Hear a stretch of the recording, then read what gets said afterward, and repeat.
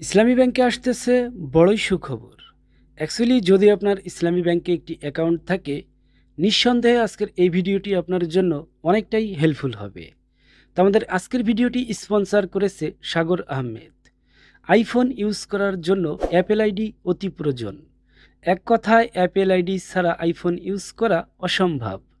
তো যারা নতুন অথবা সেকেন্ড হ্যান্ড আইফোন কিনছেন বা কিনবেন, তারা সাগর আহমেদের সাথে যোগাযোগ করতে পারেন।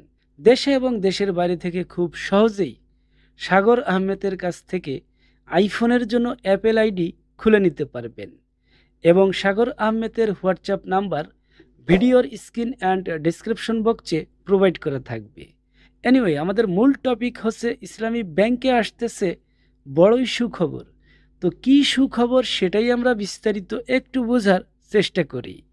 ইসলামী ব্যাংকের চেয়ারম্যান ওবায়দুল্লাহ আল মাসুদ জানিয়েছেন, এসালম গ্রুপের শেয়ার বিক্রি করে ব্যাংকটির 10,000 কোটি টাকা আদায়ের পরিকল্পনা করছে। তিনি আজ বাংলাদেশ ব্যাংকের এক সংবাদ সম্মেলনে এই ঘোষণা দেন। চেয়ারম্যান আরও বলেন, এসালম ইসলামী ব্যাংকের 17টি শাখা থেকে প্রায় 80,000 কোটি টাকা নিয়ে গেছে। শুধু টাকা নয়, আন্তর্জাতিক ব্যাংকগুলোর সঙ্গে ব্যাংকের সম্পর্ক ক্ষতিগ্রস্ত হয়েছে। তিনি বলেন, পুরনো উদ্যোক্তা সৌদি প্রতিষ্ঠান আল রাজিকে ব্যাংকে ফিরিয়ে আনার চেষ্টা চলছে এবং আইএফআইসিকে যুক্ত করার পরিকল্পনা রয়েছে।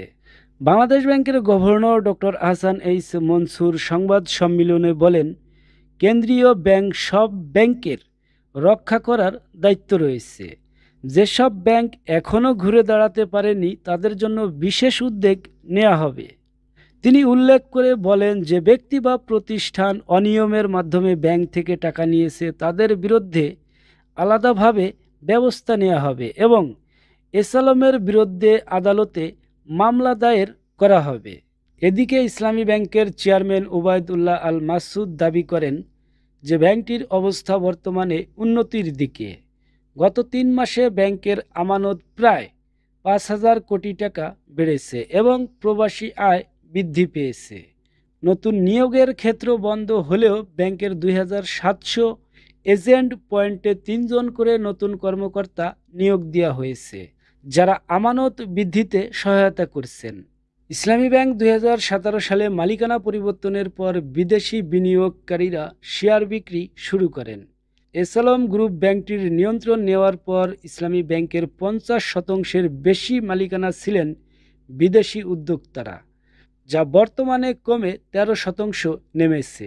এসালম গ্রুপের নিয়ন্ত্রণ নেওয়ার পর Islamic development bank IDB, Dubai ইসলামী ব্যাংক, কুয়েতের সরকারি ব্যাংক এবং অন্যান্য বিদেশি প্রতিষ্ঠান তাদের শেয়ার বিক্রি করেছে।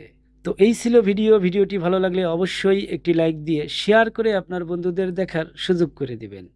তো আজ এই পর্যন্তই, দেখা হচ্ছে নেক্সট কোনো ভিডিওতে। তত সময় ভালো থাকবেন, সুস্থ থাকবেন। আল্লাহ হাফেজ।